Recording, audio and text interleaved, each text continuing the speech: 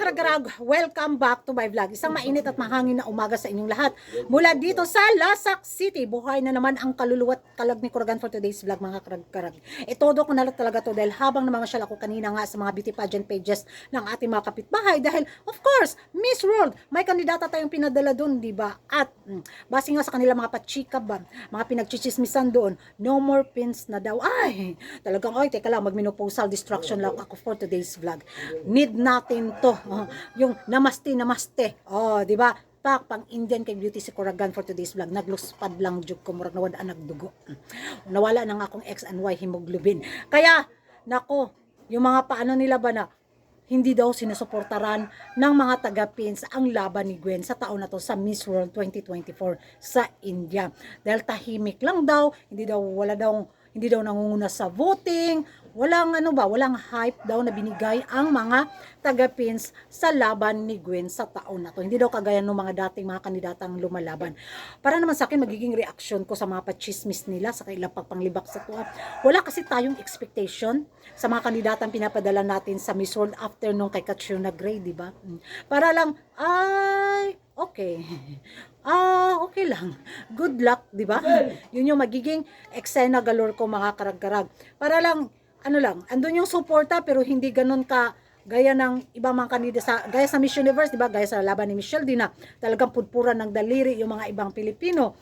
Sa laban kasi sa Miss World, alam naman natin kung paano din magluto ng si Maring Julia sa mga sa resulta sa Miss World. Pero yun, kung ano yung magiging kahinatnan, saman. So ano yung maging kahinatnan ni Gwen sa kanyang journey sa Miss World 2024 sa India, proud na proud pa rin naman tayo mga Pilipino, di ba? Makapasok man siya sa top 40, top 10, top 2, or baka siya yung pangalawang kandidata makauwi sa second crown, di wow talaga na wow. Pero kung hindi man, wala, hindi masakit sa atin kasi wala naman tayong expectation. Hindi kagaya nila, manglibak sila sa tuwa, mga karag-karag. Kasi yung pressure, yung stress nila, kailangan talaga nilang i-push yung kandidata nila. Kasi nga, di ba nakapasok sila sa top 5 last year, ba? Kung hindi ako nagkamali. Tapos, yung mga pachika na, ayun, datong system nga, yung national director nila, BFF Galore, malapit sila sa sandok, kaya nakapasok lagi sila sa highest placement. Kahit hindi naman karapat-dapat yung kandidata nila makapasok sa highest placement at may mga ibang kandidata ang deserving. Kaso nga lang, yung national director nila, sige, rag-ana-ana ni Maring Julia, sip-sip galore. So tayong mga taga-pins, wala, manood na lang tayo, abang na lang tayo ng mga pachik at mga paskandalo sa Miss World pageant. Sa laban ni Gwen ngayon sa Miss World 2024 sa India, congrats pa rin at proud pa rin tayo mga Pilipino sa kanyang pagwagayway sa watawat na Pilipinas sa India, di ba? Whatever the result is,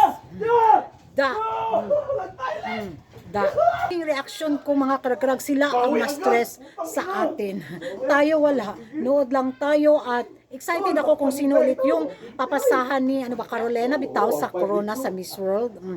So yan mga karag-karag, ewan ko kung ano yung magiging reaction nyo sa pachismis nila na wala daw suportang natanggap si Gwen sa kanyang journey sa Miss World 2024. So mag-ingay tayo sa comment section kung anong yung masasabi ninyo. Comment down below. Thank you for watching. See you in my next vlog. Don't forget to like and subscribe my channel.